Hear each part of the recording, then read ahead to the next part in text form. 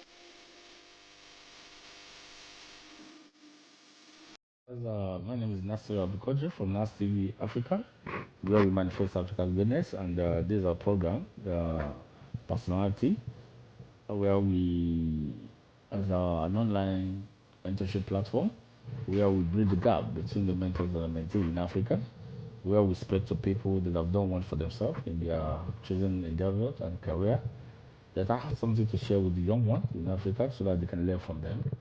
We realize that at this point in time, youth are looking seriously for people they can look up to, can take as role models, they can learn from what were their challenges and how do I able to navigate it, and what are the lessons that I've learned in life that youth can tap from so that their life can be made easier. Today, we are with a serious and a senior personality in Africa, and somebody who is in charge of the Midis Innovation Academy and the Swift, and they have a lot of things they do here. And again, he has a story to share with us. And I'm sure if you sit down and stay glued to your YouTube channel, that's TV Africa, there's so much that you can learn from this. And we'd like you to engage us on a comment section and tap the notification button so that you can see how we can respond to you. So today, he is going to do the introduction himself, and so that we can learn, we can even hear from him exactly who he is. So my name is Nasir Abdulkadir, and it's a pleasure meeting you, sir. Thank you for having me. Sir, please, the audience watching us, or the viewers would like to know who you are. Okay, my name is Mallam AbdulAzeez, Yinka. I'm from Lorraine, Kwara State, mixed breed, Fulani by tribe. Even though you can also call me Yoruba because of the geography. All right. I was born into the family of one of the first Northern Nigerian medical doctors who is with my dad, Dr. Oniyagi, and also my mother, Alaja Memunat Oniyagi Nye Ibiabon, who happens to be the younger sister to the late General Tunde Ibiabon as well. Wow. I started my schooling in Ilorin, Trinity Nursery Primary School. Okay. After which I finished and attended government secondary school in Ilorin, which is one of the most foremost secondary school of my generation. Okay. As at then, after which I finished and attended Ahmadu Bello University. Yeah, I had a little bit of stints in Ahmadu Bello University in the sciences in 1984. Okay. With the proposition that I was going to be a medical doctor. So after 4 years, I dropped out and decided to go into social sciences, specifically insurance. Where I did a diploma, and also after which I did my BSc in business administration. Okay. Major marketing. After that,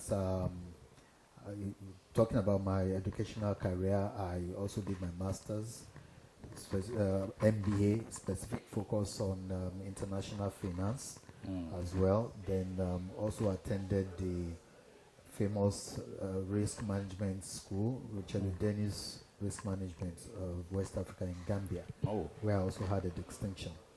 So that is exactly my educational background. Now talking about my career path, I started work. I served in Union Bank at Adiola Hope in Victoria Island. After which I stayed at home, typically of graduates of Nigeria.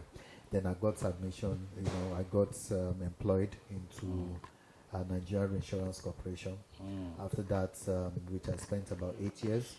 Then I was a pioneer member of the contributory pension scheme, where I started with Leadway Pension. As a pioneer star, even before the license. I worked there for 9 months and I got poached. And worked in ARM Pension Managers as the Northern Regional Head.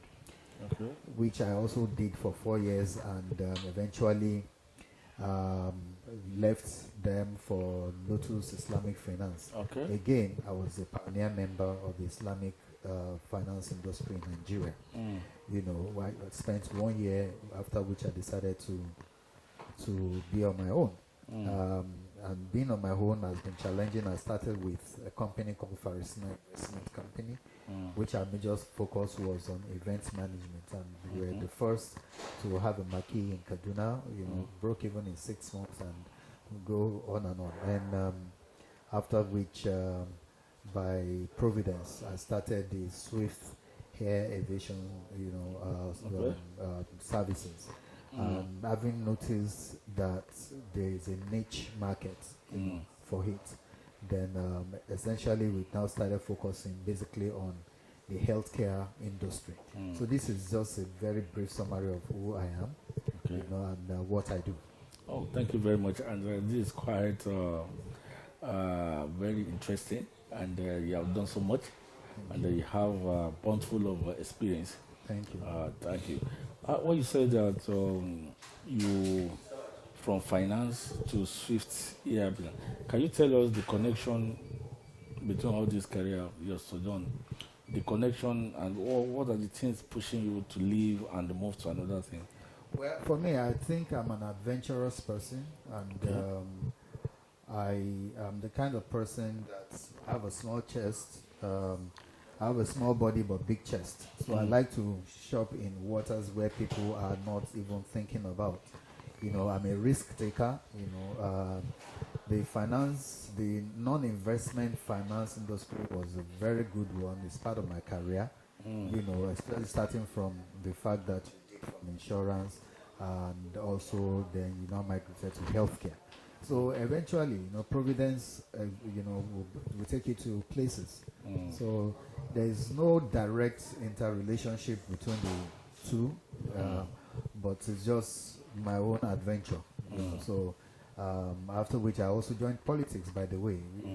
And from politics, I've just realized that the career path... I'm even coming there. Yes, the career path happens to be, a fertile opportunity for me to see what I can offer in the political space, especially from the technical part. And that's why usually I call myself a techno-politician, not a direct politician. So that means, because when I was in Nigerian Reinsurance Corporation, I was head of admin, so I could know administrative activities. Then after I came back from Gambia, I was still in the company. I was in the research and development department. So the ability to also think and understand the market was something I also learned and imbibed and able to do. So then find myself in the pension industry, then find myself in the Islamic industry, then finding myself in event management, then healthcare.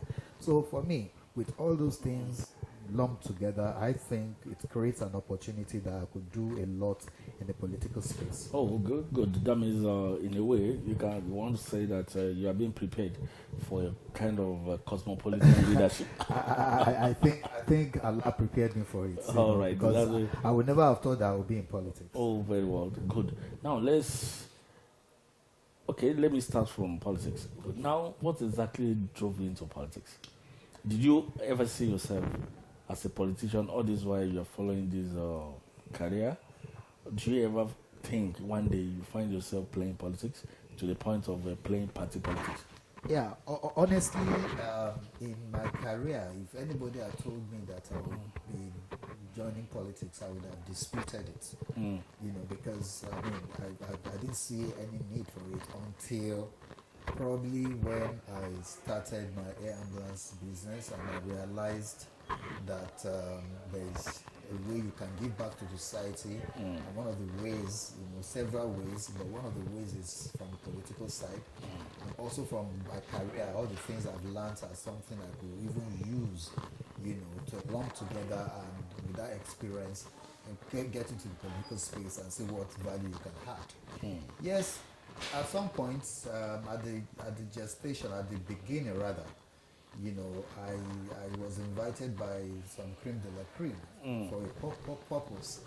I thought it was just like a joke, but I just realized that it's something I love to do, and I'm loving it, being a techno-politician, not a politician. Okay. So I call myself a techno-politician. Okay, well, if I ask you, you have to quickly make that clear because of the young people watching all outside, some of them that take likings to you, that because of you they intend to join politics. Can you tell us the difference between real politician and techno politician? Okay, what that tells you is that politics for me is a hobby. Okay. It's not a way of life. My technical part is what I do for a living.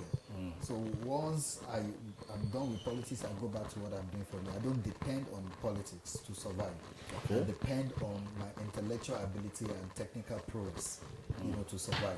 So politics is more like a hobby. It's like a horse riding for me. You know, it's like, for me, it's just to catch my fun, catch my cruise.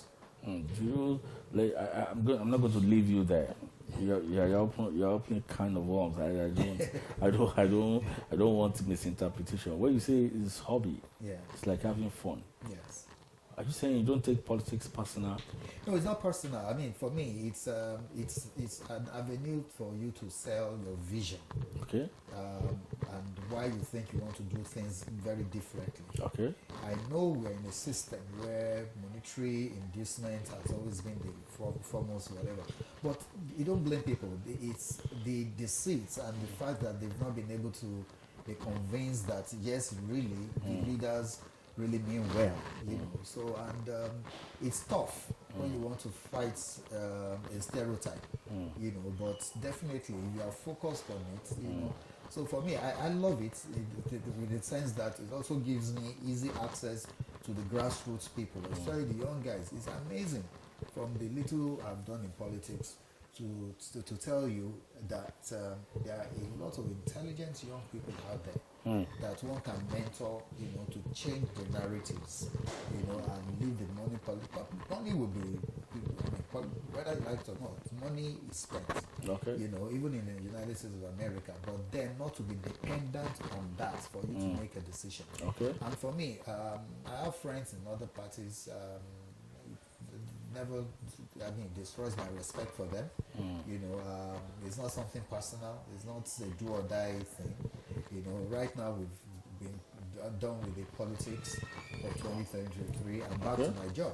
Oh, good. You know, so the only time I go home, I also reach out to my constituents as well, and you know, get me involved in things and sit with them. Things you love to do. Yeah. So for me, regardless of which party you do, for me, it's not about. It's not personal. It's not. No.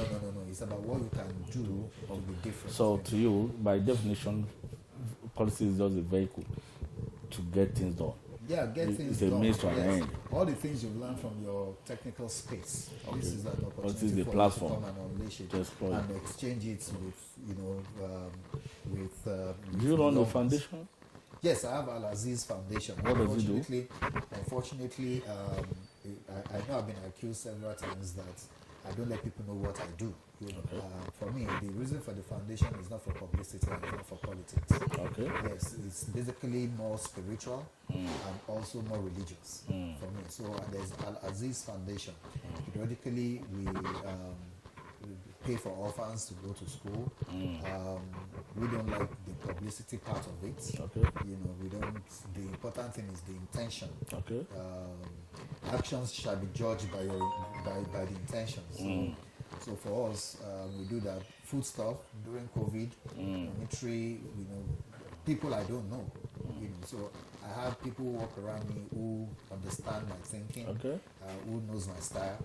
So they populate the names because they are very good to the grassroots. I'm not the kind of person that gives 1 million, 2 million to one person and say go and distribute. No, we have records, consistent records of those data. Yes, we continue to populate the data. According to needs. Yes. I don't even know a lot of people on the list. All right. But we make sure that it gets number one. You take care of the people around you. Then it goes down the chain like that. So we have their contact numbers. We have telephone account numbers. Also with the opportunities that we get from the federal government, for grants and all these things. I've never been directly involved in choosing who are the beneficiaries. No. All right. I've never been involved. I have people who I trust blindly, so they populate, and we continue to work with those lists consistently. So the more we get new people who aligns with us, the more we include their names and so on and so forth. So I leave it to delegate that responsibility to my people. Thank you. To take a decision. All right. Let's.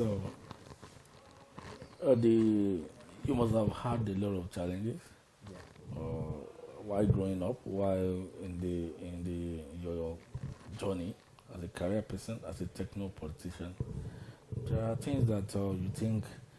How do you cope with challenges? What's your perception about challenges, and how did you navigate, and you still find yourself bouncing?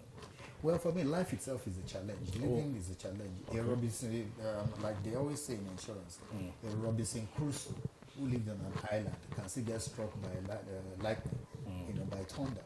So life itself is a challenge. But you see, the best way I usually go about facing my challenges is once they happen, I get hot a bit, then reflect, look back, and start thinking, what's the way forward? What do you need to do differently? Because like I said, what misses you is not meant for you. What is meant for you will never miss you. So if it has missed you, it's because it's not meant for you. So you don't need to continue to dwell on it and get sad on it, because challenges make you tougher. And I love challenges. It's something I like for a living, because it makes me stronger. And one of the reasons why we even have Swift Air Ambulance is from a challenge, the medical challenge of a family friend. And we realized that we couldn't get any aircraft to move in, to Lagos. It's passed on now, my dad's friend.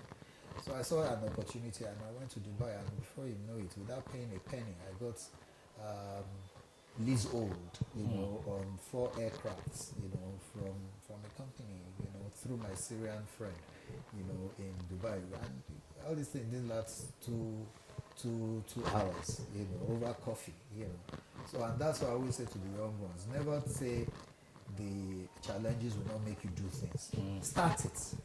When you get to the bridge where you really need maybe finances, it's amazing the way God works. So you just start, but not starting alone makes you a failure. So it's only challenges that make you succeed. Thank you. That's the philosophy. Yeah. So briefly, what do you do at the Swift Air Ambulance? Okay, very simple. We transport critically ill people. Okay. By our ICU aircrafts. The same ICU you see in the ground hospitals. So the aircrafts are medically configured. It comes with paramedics, a nurse, and a doctor. Of course, 2 pilots. So it's for us to save lives. And it's our passion. And you remember, as a Muslim, in Surah Al-Maida, it is said that he who saves a life is as if he has saved mankind. And he who kills a life is as if he has killed mankind. So we choose to save a life so that we can save mankind. So this is just what we do. And we are also into medical tourism. Apparently, a lot of our healthcare sector in Nigeria is really, really bad. But I keep telling people, you can't stop medical tourism, whether you like it or not. Even your president will travel abroad to seek medical care. There is no law in the world that stops anybody from getting the proper medical care. It's about life. So what we need to do in our own system in Nigeria is to up our game, especially from the primary healthcare system down to the secondary healthcare. Most of the teaching hospitals, they are just doing what primary healthcare should do. You know, so we can't stop medical tourism, and we are focused on medical tourism. And the way we do it is medical tourism inbound and medical tourism outbound. So you have people who want to have their medical needs satisfied here. So we have quite good relationships with a lot of hospitals here on the ground. Then mostly a lot of people want to travel to abroad, to United Kingdom, United States, India, Dubai, Egypt, you know, so we have excellent relationships with a lot of, but we choose the United Arab Emirates, Dubai. Why? Because when you have critically healed people, the first thing you want to think about is how long can that person stay alive? The only visa-friendly country in the world is United Arab Emirates. So you can process the patient's visa within 24 to 48 hours so that you can fly safely the patient to the destination. And alhamdulillah, we've never had anybody dying on board. We've only had people dying before we even picked them. So, but dying airborne, no. At all. So simply, let me ask literally, what it means swift air ambulance is instead of waiting for stabilization that they normally say before you can take your patient abroad, the swift air ambulance takes out of that gap. Okay, so it depends. It depends on the medical condition of the patient. Sometimes the patients, you know, may have to be stabilized before you move because of the altitude. You know, also some patients are high risk, which we come down a bit, then before we can fly. So we are the buffer in between stabilization and the destination. Yes. Okay. Thank you very much. All right. I think you have spoken a lot, and I'm sure the viewers they have learned a lot from it. They have learned a lot from your experience, and the youth, simply put, that want to go into politics. All you can see now that a lot of young people are now interested in going into politics. What advice, in one word, do you have for them? Okay, I've seen a lot of different scenarios about young people wanting to go to politics. You see, if you go to politics because of the fact that you have to make money out of it, then you're not in politics, to be honest with you. I've seen a lot of young people who come into politics because they want you to mentor them. They like your lifestyle, you know, they want, you know, jobs. They want to be shown the way, they want to be taught a lesson, you know. But I think in my interaction with the young folks in Kwara State, I think it's very promising because the young people who revolve around me are not people who want to survive on 500 naira, 1,000 naira. No. They never ask me, it's only what I give to them. You know, they just want to get busy, just want to be recognized. They want somebody that can be like a father to them, a father figure. You know, they don't want people who take advantage of them, use and dump them. No, they don't want that. You know? Except if someone is not, if the youth is not honest. But all the ones I know, I can tell you I trust them so blindly. You know, and I see that these are people that are worth handing over political, you know, system to. We will get there. It's a case of slow and steady, and I can tell you a lot of things will change, but it's just a matter of time. Because we are focused on how we want to mentor young folks and change the overall narratives. Thank you very much. All right. Let me ask. Do you have vein? What's that thing that you do that make that? I love pictures. I love posing. Posing. Yes. Wow. I know how to find one.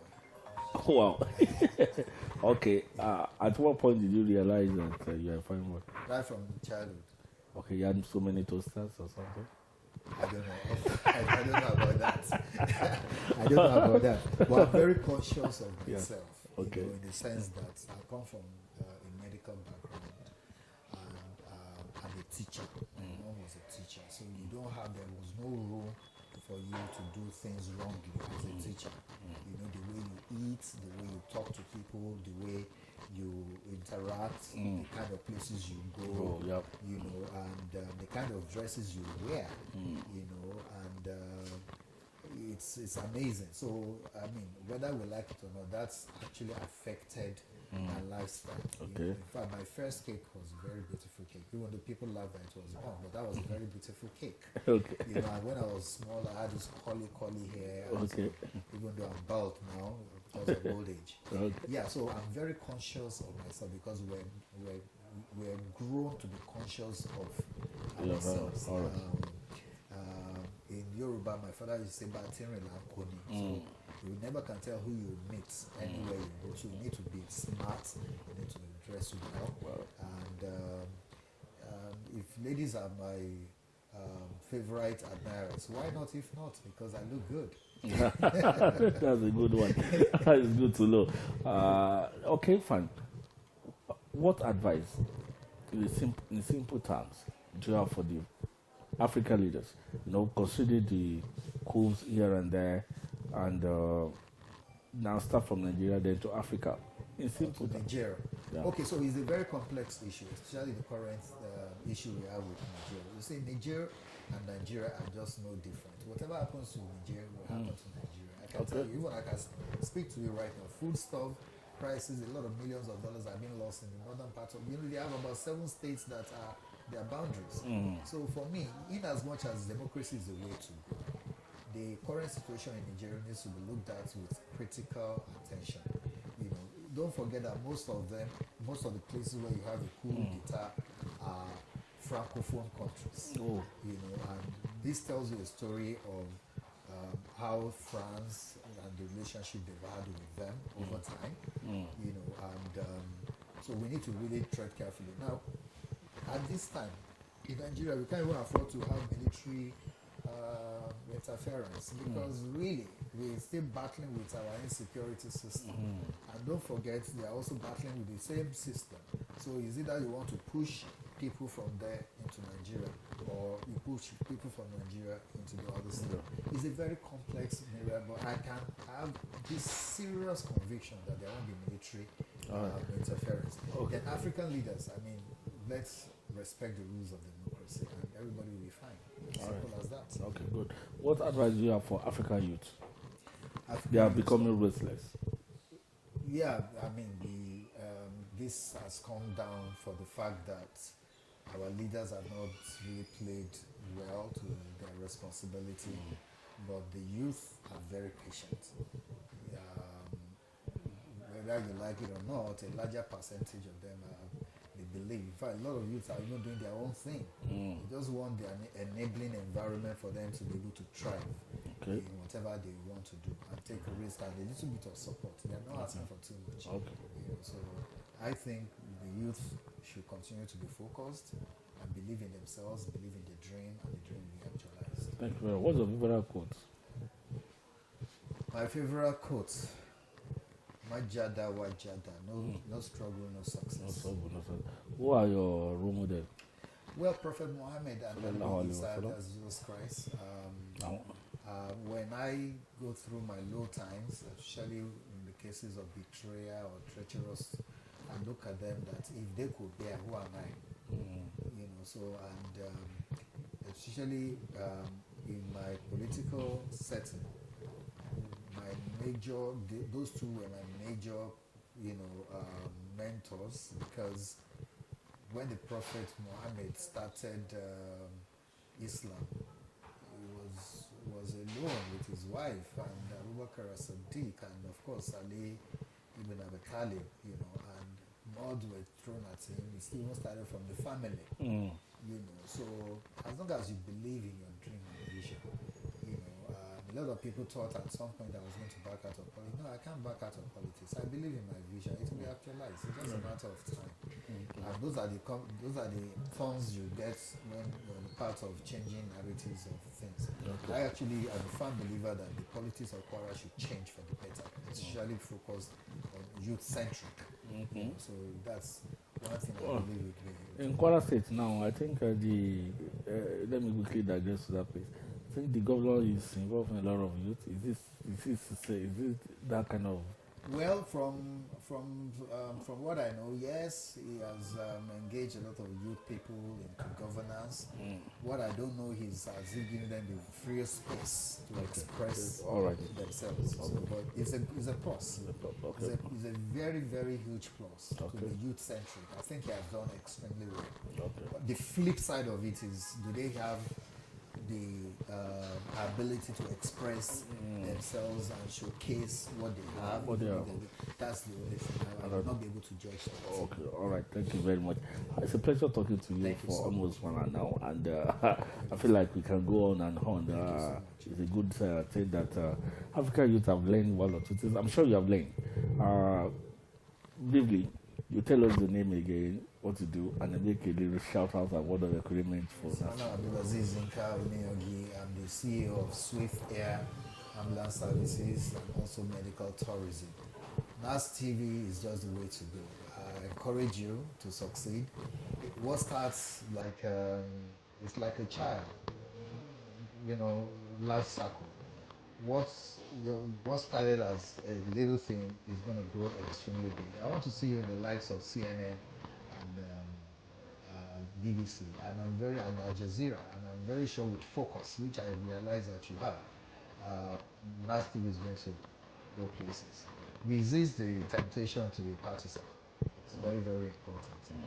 Just do your own thing and have fun. Have fun. The profits will come, whether you like it or not. And they'll start knocking on your door. I promise you that. Thank you very much. It's a pleasure meeting you again. Thank you so much. Yes, very well.